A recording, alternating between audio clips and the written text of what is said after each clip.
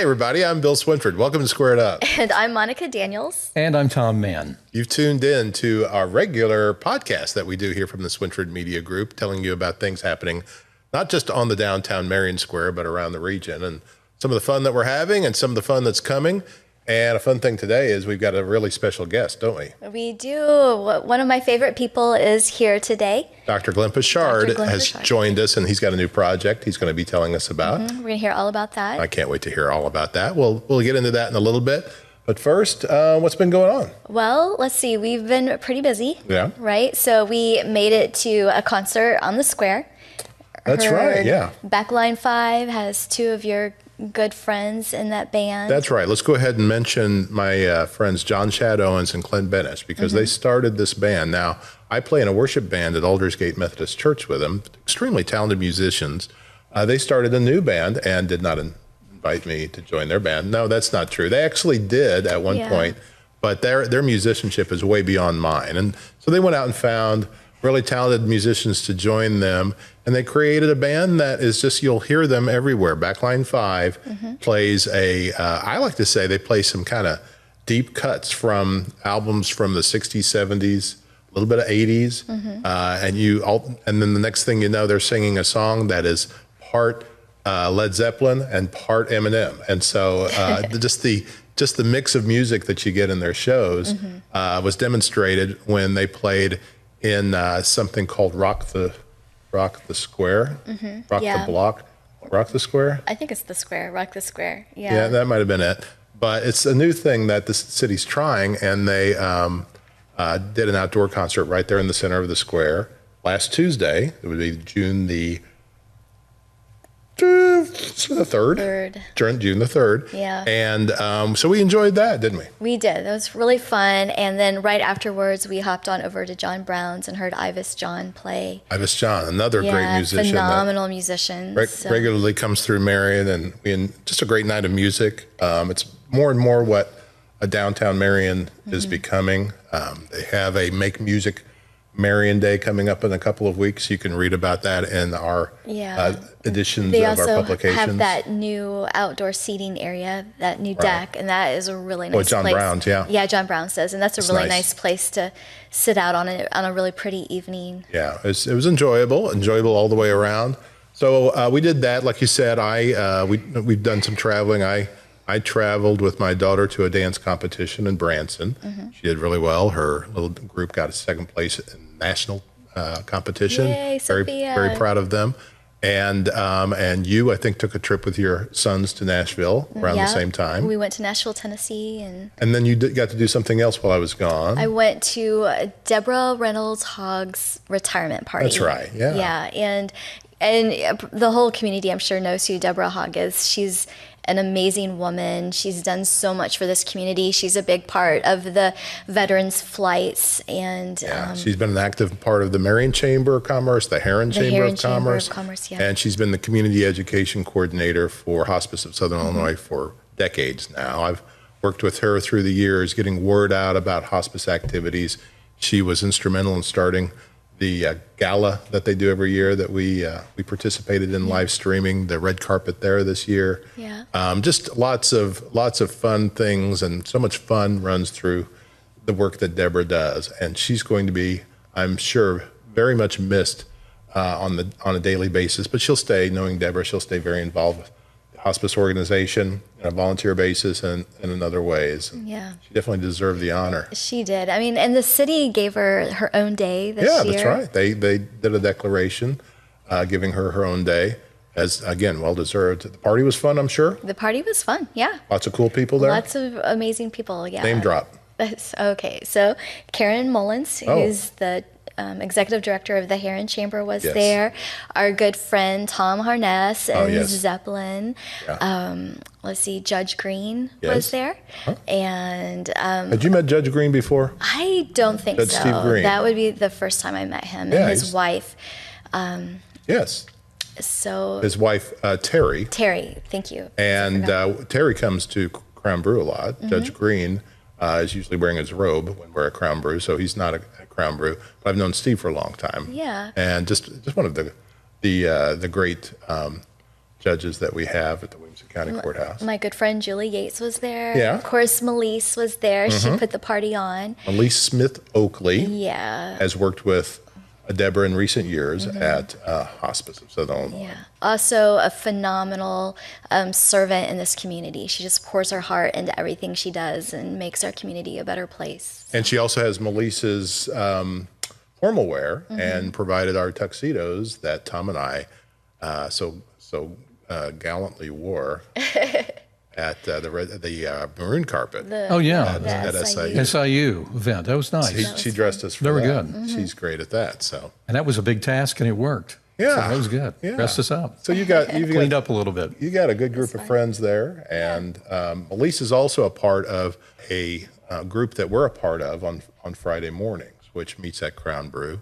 It is a Bible study devotion group that we do early in the morning on Fridays. If you ever come to Crown Brew, just off the square on a Friday morning, and you can't find a seat, it's probably our fault because we tend to take over the room. Tom Mann is also a part of that. Yes. Tom Mann, we're glad that you've become a regular there. Yeah, I haven't been as regular lately, but I will get back there. So we're working on that. That sounds like a personal problem. We won't get into that.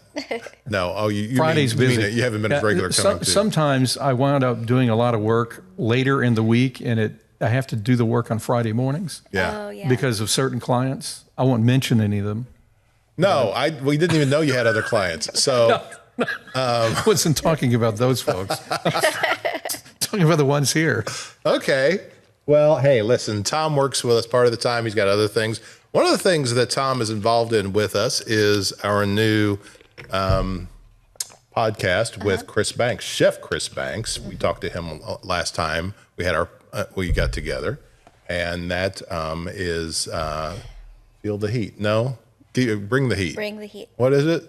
Hometown Heat. Hometown Heat. Thank you. Yes, Thank you, Tom. Hometown Heat. I didn't even get this in. You finally said it. But it has heat. You got that part right. That's good. Hometown Heat. So that podcast is one, if you haven't seen the first episode, is one where Chris not only tells you his story about how he has become a prominent chef in the region there at the Turn at Cocopelli in Marion, but he also wants to go out and introduce you to other restaurant owners, chefs, head cooks, others that are managing kitchens around the region, some of our favorite restaurants, and maybe some that we haven't been to before. And so we're starting to see some ideas pop in. We have people making suggestions of visits he can make. And so we're planning on doing another one in a month, and we're not sure where we're going yet, but we're working on that. Right? That's great. That's great. I have a question to regress back to a moment that we were talking about. Let's regress. Regress. You were actually asked to be a part of that band, right? Yeah. Yes. Okay. I'm curious. Was it an instrument you were going to play? Was it an instrument, or was it you were going to sing? No, I was not going to sing. Nobody ever asked me to sing, but I was going to play the bass. I played the bass in our worship band at church. Okay. And they seem to think I'm better than I really am. Worship music and church worship music and bass playing it's not a huge skill set that you need for that. Okay, obviously, if you're a good bass player, you can play anything. What's better than a cowbell? Well, maybe, but I was able to. Here's the story, just real quickly, because I want to bring on Glenn. But I played the bass some in high school and took lessons from a friend. Then gave it up and did not play the bass for the next 35 years. And my kids found out several years ago now that I had played the bass and then given my bass away to a kid a long time ago. And they got me a new bass. And so I was like, oh, this is going to be fun. Just pick this up and see if I could remember anything. Didn't remember a thing, it turns out. So I kind of had to relearn it. But around that same time, our church's worship band lost their bass player, and they were playing without one. And I was like, hey, I can't do much, but I can play some of these root notes for you and provide a little bass. And they said, sure. And so thanks to the help of these fine musicians such as John Chad Owens in this band, I've grown as a bass player. And now I think we've got a pretty good band at church. But it'd be a whole nother, for me as a bass player, another step up to play some of the stuff that they do. You got to be all over that fretboard with what they do, and my fingers don't work that way. They never really did, even when I was young. Well, that's a good story. I'm proud of you, Bill. Oh, thank you. I thought he was going to do some vocals or something. I wouldn't say that nobody ever asks him to sing. You were just invited to sing in a choir. Who's ever asked me to sing? Oh, no, that's true. Well, squared up singers. I am singing at church this Sunday in a group of men for Father's Day. So that's going to be at the 8:30 service at Marion Aldersgate. This podcast will, unfortunately for you, will be out probably too late for you to get there. But the thought was there. Thought was there. Yeah. Come visit us sometime. We normally play in the 10:30 service. Earlier, I'm typically preaching at Pleasant Grove Church. Let's just shout out everybody today. But this week I'm not, and so I am singing in that choir. Okay. Okay. Anything else that we need? Oh yes, one more big announcement. We have set the date. We have. And we told you that you're going to be invited. Everybody out there is going to be invited to come to Marion Aldersgate Church, 1201 North Fair Street in Marion. And the date now is August the 9th, which is a Saturday, 2 o'clock in the afternoon. You can just show up. You don't have to have an invitation. There is no list that you'll have to be checked off on. You can just show up. Wander in. Yeah. Wow. Wander on in. And if we haven't met you before, please make sure that you take the opportunity to come up and say hi, and we hope that you enjoy sharing in our nuptials. Okay. Well, I'm sure we'll be talking about that again. I have not heard that word in a long time. Show the ring again. Every time we talk about show the ring. Okay. Nuptials? Nuptials, yeah. It is a word, isn't it? It's a word. Okay. It's been a long time since I've heard it used. All right. Well, I think we've sped through a lot of stuff there, We did. but we got to have a lot of time left here because I want to spend time with Glenn. So I'm going to ask Glenn to go ahead and work his way this direction. And as I do, I just want to remind you that Dr. Glenn Poshard has been so valuable to our region for so long. And and I don't have to necessarily give him a broad introduction because you remember all of the things going back to his role locally, started as a school teacher, got into state legislation, moved into being our congressman, ran for governor in a race that I remember well because that's one of the first in-depth interviews I ever did with Glenn was during that race, and then has gone on to serve at SIU in so many roles, chairman of the board and as well as president, and did so much at SIU. Same thing at Johnny Logan College. And now, of course, he and his wife, Jo, have the Poshard Foundation. So welcome, Glenn. Thank you for having me, Bill. It's a pleasure. I was mentioning how I can vividly remember, you knew my father. My father was in politics. My father was mayor of Heron for a time. You knew my father, and your son Dennis and I once figured out that you coached against my father and flag football when Heron Little League football. Yeah, and when Dennis and I were playing, and I didn't remember that part of it, but he pointed that out to me. And then, of course, I saw you through the years. I've been in the news business for a long time, but the best opportunity I ever had up to that point to sit down with you is probably, what year was that? 97? 98. 98. You were thick in the middle of that race against George Ryan. Yeah. And you came, I was at the Daily American in West Frankfort at the time. Yeah. So you came to the conference room there. You and I sat down. We had a great interview. And I've always appreciated how candid you are. And you were dealing with some frustrations and you spoke them.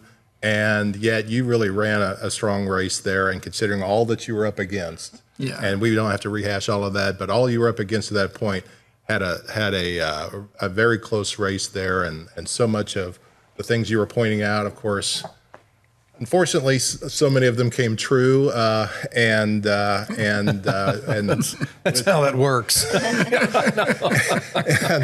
and there were so many times during that Ryan administration that we wished you were in there, but you went on to, I mean, obviously God had another plan, and you went on to do some amazing things, and have done some amazing things for our region since then. So yeah, I felt really, thankful to have had the opportunity to run across this whole state. It's a wonderful state, and not too many folks get that opportunity, so I was very grateful for it. And yeah, I lost, but it wasn't the end of things. No, and already as a congressman, you had made a name for yourself and made a name for our region in so many ways, and following in the steps of others such as Ken Gray and others that had worked hard for our region. But then, because of that that statewide profile that you had through that governor's race, how great was that for our region, especially as you got involved in education and other things, to have those connections and contacts, wasn't it? Well, Bill, it was important to me to have good relationships with local officials too. And I've told you this before. I'm not patronizing you. You know that. Your dad was a wonderful, wonderful public servant. He was honest. He was very authentic in everything he did. He didn't pull punches. We didn't always agree on everything, but you can't, But gosh, I loved your dad. He was just a really good man, and was a good mayor, a really good mayor of Heron, and did a lot of things that we worked together on there. And that means a lot. Every time you say that, it means a lot. No, he did. And I happen to agree with you. I hope so. So Heron is having its 125th year anniversary this year, and I got to see you. Bill and I saw you at the film showing at the Civic Center.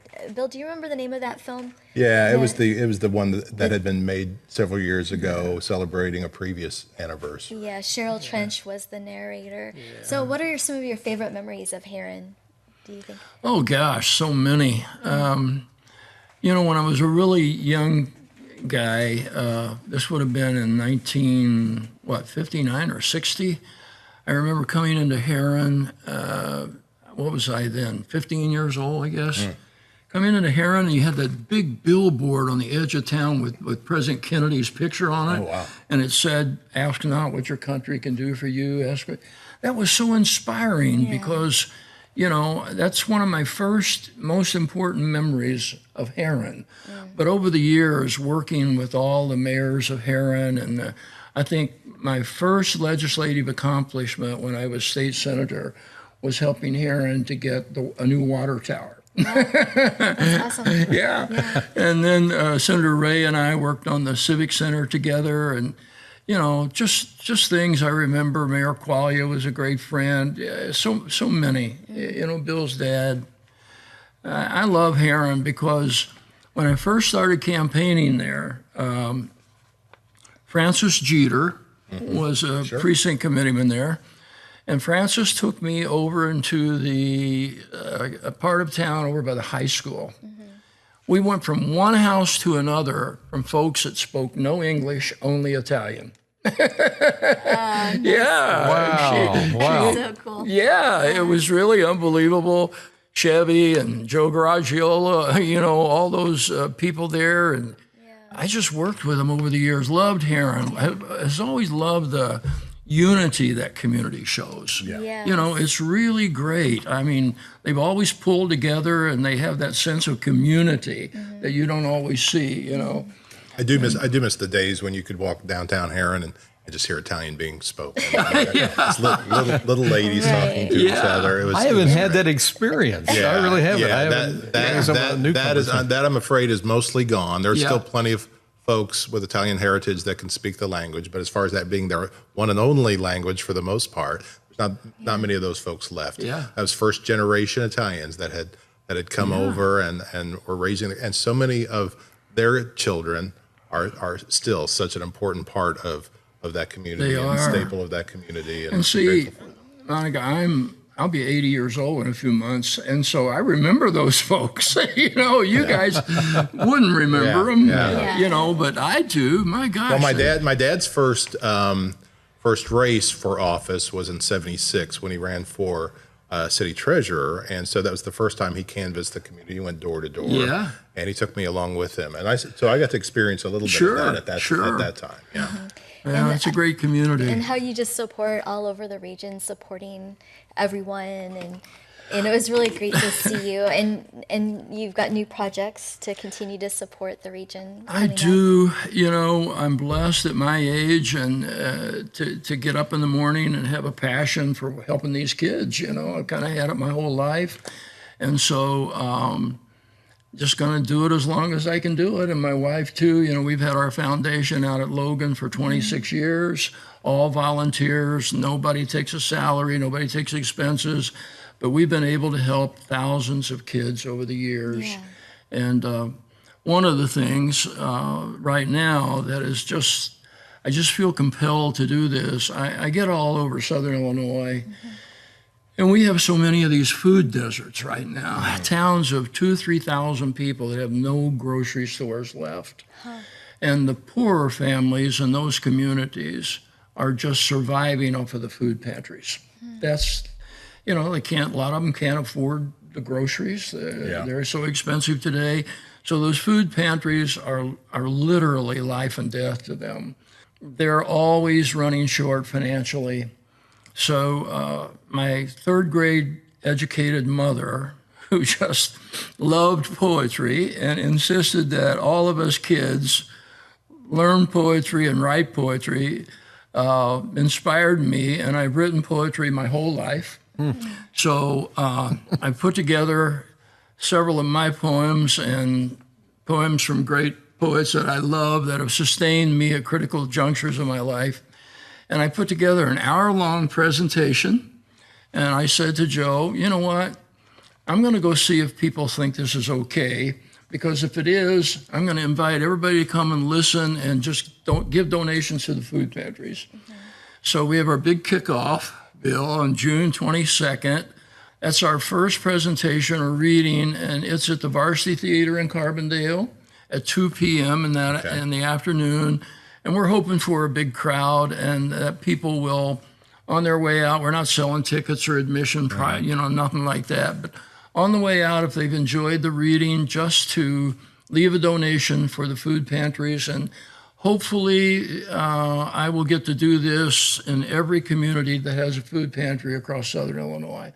Wow. That's my goal between now and Christmas. That's a wonderful goal. And so you just continue to find new ways, new avenues to serve. You talk about the food deserts. I mentioned our friend John Chad Owens, who is in this band, my band, and so John works for the University of Illinois Extension, but he's taken this on as a grant-funded project, trying to put together a team that can help with this problem. Now, he was involved in the new market that they opened in Cairo last year, or however long that's been.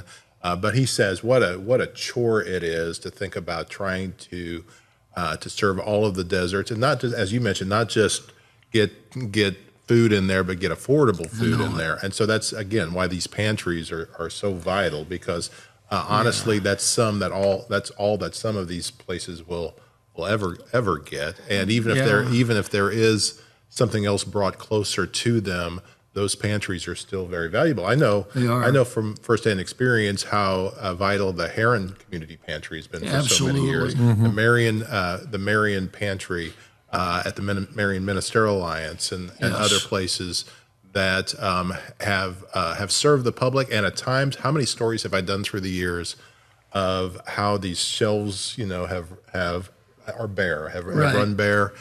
There's just not enough donations coming to buy food, not enough food donations coming in. And so, I encourage everybody to take advantage of this. But it's also a great opportunity just to come out and hear from the mind of Glenn Poshard. and we've heard him talk about a lot of things through the years, right? He has expressed his feelings and thoughts on a lot of things, but I'm not sure I've ever heard him read poetry. I've actually heard him preach. I've heard him preach sermons before, but I haven't heard his own personal poetry. And here's the good news. He's going to read a poem for us. Here we go. Okay. Well, it's ready. Whenever you're ready, you preaching go ahead. is a calling, and I'm not a preacher. I might have filled in somewhere for somebody. Well, I brought a couple of poems along, Bill, if it's okay. Yes, you go. The time. You go. We want to hear this. This is going to be very good. These are good. Here we go. Yeah. The poetry presentation or the reading that I'm making is an hour-long presentation. It has about 18 or 19 of my poems, and I'll share a couple of them with you here. We lived in the hill country over in southeastern Illinois, very, very poor. And my mom and dad were everything to us. And I just, I've written mostly about my family. And so Mom and Dad didn't have a lot of things to give us, but they did give us a sense of cooperation and contribution to the family good, and so I have great feelings about that. This poem is called The Garden, and it's just free verse. I don't write a lot of rhyming poems. There's no iambic pentameters in here or anything like that. Okay. Leaves from the pin oak falling softly across the lawn. The full moon coming up slowly over the pond. Memories of you even now in my 70s. At this time of year, planting the garden would have been first on our agenda. Long rows of tomatoes and green beans and onions and potatoes. You in your sunbonnet and long dress, bending over the garden hoe. Me placing the potato slips in the mounds, bareheaded and shirtless in the sun, hands and knees in the mud. Day after day of hoeing and weeding and watering, waiting patiently for our spring ritual to begin. At 6 a.m, we would walk in the garden, the sun coming up, and pick 2 red ripened tomatoes, still cool from the morning dew. We'd sit on the edge of the porch, salt shakers in hand, enjoying the fruits of our garden, greeting the morning sun, talking about the Sunday school lesson at the Chapman's Grove General Baptist Church. A few Christmases ago at the family gathering, Madeline, Ed, and I asked the same question. What did we remember most about you? Rattling pans at 4:30 in the morning to get Dad off to work and herding us all off to church on Sunday was easy. But I was the only one who remembered the garden because it was just for me, your own special gift to me. Sitting here on the porch, listening to the chorus of crickets in the woods along the pond, I miss you, and the moon and the pin oak miss you too. So that's a poem about my mother. Those are good. That's really good. It's reflective and well, that was a special thing for me because my mom and I were the ones that planted the garden. Yeah. And then she would can everything that we would eat half of the winter long, Yeah. And so wow. I mean, just the word pictures that you painted with that. Yeah, she was an old farm wife, and she wore those long dresses, and she made her bonnets out of. We would buy 10-pound sacks of flour, and she would cut up cardboard and make these bonnets that would go way out over her head because back then the ladies didn't get sun, suntans weren't the in thing for old farm wives. Right. So anyway, it was my mother, and I have those visions and memories of her in the garden. This poem, my cousin Dennis, who I named my son after, was my best friend growing up. He lived about, a mile down the road, and we spent all of our early lives together hunting and fishing, and he was a great athlete. He was one of the only 2 people that have ever graduated from Carmi Township High School, all 4 years lettering in baseball. But he was a great athlete. And so anyway,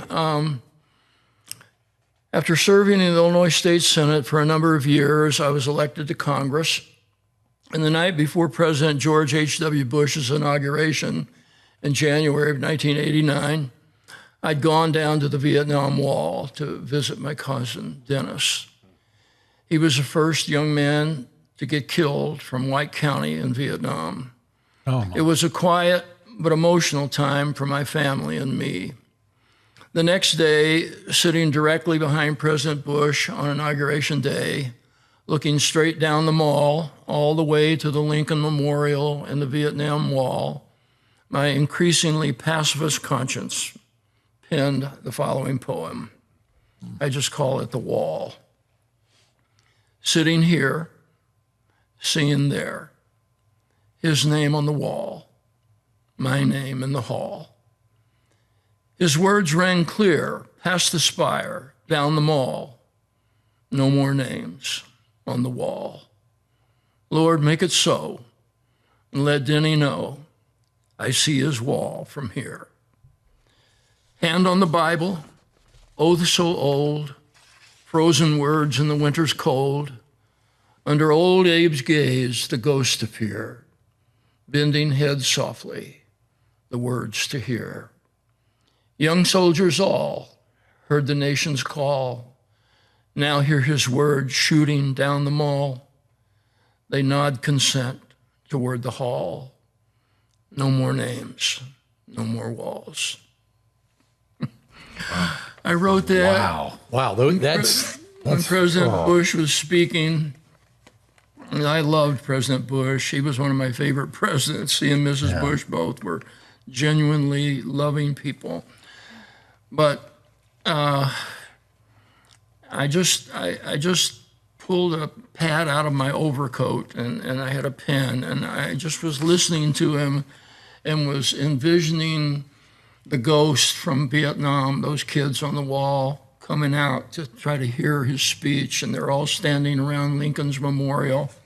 And I just wrote that poem. Mm-hmm. It took me probably 15 minutes while I was listening to President Bush's stuff. But, you know, I came home from Korea where I served, and then later when I was state senator and congressman, Bill, it used to break my heart because I would go to like the DuQuoin Fairgrounds when the Vietnam vets would have their reunions. Right.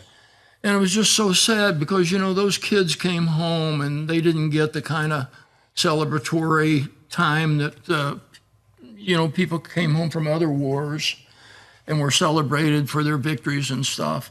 And I'm so thrilled that folks are doing these honor flights now.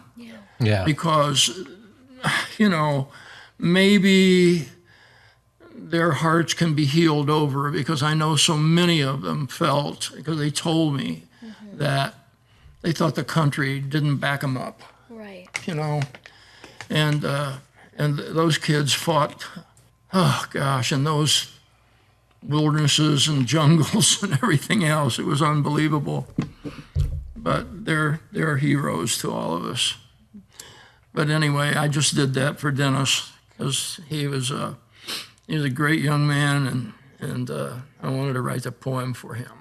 Well, thank you. I love the reflections on both of those stories because they're kind of they're from the heart, and you're really dealing with what I think we all can identify with our family, but also with. I don't know. It's just that is to me, very Southern Illinois. I feel like it's part of your experience. I got to ask you a question. What have you not done when I hear those poems? It's like, that's the kind of thing I think about. It's kind of what your life, you've done so much. And I know it's been a blessing and a privilege, but it's, I hear that and I hear that heart, that passion that you have. My dad, you know, he only had one arm. He got his arm shot off when he was 13 years old, rabbit hunting with his brother. He had kicked a rabbit up out of the gully, and brother was up on the side of the hill and was swinging the gun around to shoot the rabbit, and his finger slipped off the hammer. Oh, my. Blew my dad's arm off. Only 13 years old. Anyway, he survived, but he lived his whole life with one arm. But he was a giver. Man, my dad was unbelievable. He'd give away every penny he had. He'd always be in the fields helping neighbors get their crop in before he ever put his own crop in. You know, he was just that kind of person. And so I think when you grow up with parents like I had, you know, you feel an obligation to give back. And I've always felt that for some reason. I don't know. That's why Joe and I started our foundation. That's why I went into the Army, you know, when I was 17 years old, right out of high school. I started working in a Korean orphanage. You know, I'll tell you a great story if you got just a minute. Sure. Oh, go ahead, yeah. I got to Korea when I was 18 years old. I joined the Army on my 17th birthday. And I was up on the DMZ with the 1st Cav Infantry Division, and right down the main supply route from our outfit was an orphanage that took care of orphans that had been abandoned in the war. They didn't have a family. I started working in that orphanage on my spare time. We'd get a 2.5 deuce truck, and my buddies and I ride down there and spend all day with those kids, and we'd ride home and get our churches and our families to send, bedding and stuff, because the kids were sleeping on a concrete floor with little rice straw mats. Anyway, when I left Korea a year and a half later, I had this hole in my heart because I knew I'd never see these children again, not ever see them again. And there were 80 kids in this little orphanage, and one little boy and 79 little girls, and the little boy took up with me. That's all I did when I was down there, was this little boy. So I think I probably cried all the way to Anchorage, Alaska, where we landed on our first leg coming home. But 55 years later, I'm president of SIU, and I'm sitting in Stone Center, my office, and I had a habit of reading these magazines or periodicals from other universities to try to pick up best practices for SIU. I'm reading this article on Brigham Young University, and this article on this professor at Brigham Young, who is an international authority on child abuse, neglect, and abandonment, and goes all over the world to help these third world nations that are engaged in civil wars and so on learn how to take care of these displaced children. I'm reading this article, and there's a paragraph right in the middle that says, Professor Jenny Roby in 1964 or 1965 was an orphan in the Songjuk orphanage in Korea. Wow. Now, Bill, think of this. 55 years later, I just picked up the phone and I called Brigham Young University and I said, may I speak to Professor Jenny Roby? They put me right through to her. Wow. I said, Dr. Roby, I'm Glenn Poshard. I'm sitting here reading this article about your life. And I was a soldier there then, and I came to your orphanage. She said, oh, yes, I remember the soldiers coming and playing with us and getting us food and stuff, because she wouldn't have remembered me and I wouldn't have known her, but because she was probably 7 or 8 years old then. So I said, well, gosh, how did you become this person? She said, well, in 1966, I think it was, 2 Mormon missionaries, a man and his wife, came here and they adopted me. And they took me back to Utah. And I grew up here. And I wanted to do something for these children who grew up like I did. And so I studied and I learned, and now I go all over the world to help these children. So I said, would you come to SIU and talk to us? And she said, yes. She came. Every lecture she gave was totally full, and her story was just phenomenal. But guys, get this. She has kept in touch with a lot of those orphans that were in that orphanage with her, and I gave her pictures that I had taken, and she said, oh, these will be the only pictures that we have of that time we had in the orphanage. Oh, wow. So she took them home. But anyway, she's kept in touch with a lot of these who have made it to the States. In October of this year, my wife and I are going to Provo, Utah, and we're going to a reunion of those Korean orphans that I helped. Wow. When I was an 18-year-old kid. That is an amazing story. So amazing. Isn't that amazing? Yeah. Because my mother used to say, God works in mysterious ways. Yeah. Because I was sure I was never going to see those children again. I'm going to get to see them, It's like it comes around full circle and you get to see the seeds and the things you planted back then. Yeah. And, most of the time when we plant a seed, we never know if it comes to fruition, and we don't have to. And we certainly can't demand that it does. But gosh, I feel so fortunate that God has let me see these kids, who are now in their late 60s. Probably. Wow. But anyway, I'm sorry to belabor that for so long. That's an amazing story. My dad served in Korea right after the war, and the only pictures I have of him that he has from that time, there's only a few of them. Maybe one doesn't have children in it. The other ones do. And so there were, the need that there was, even right after the war. And of course, obviously, a few years later, so many children that were left as orphans. Yeah. How great that God did that, and then that God offered you the opportunity to see it come full circle, like Tom said, and to see the fruit of even the simple things that you all were doing at that time. It's a beautiful story. Thank you for sharing that with us. And obviously, as Tom mentioned, with the life that Glenn's lived, there's a lot of stories. And he's got even more poems to share with you. And you know what? It doesn't feel like an hour is going to be enough. But come for an hour. Bring Kleenex, because you're going to cry.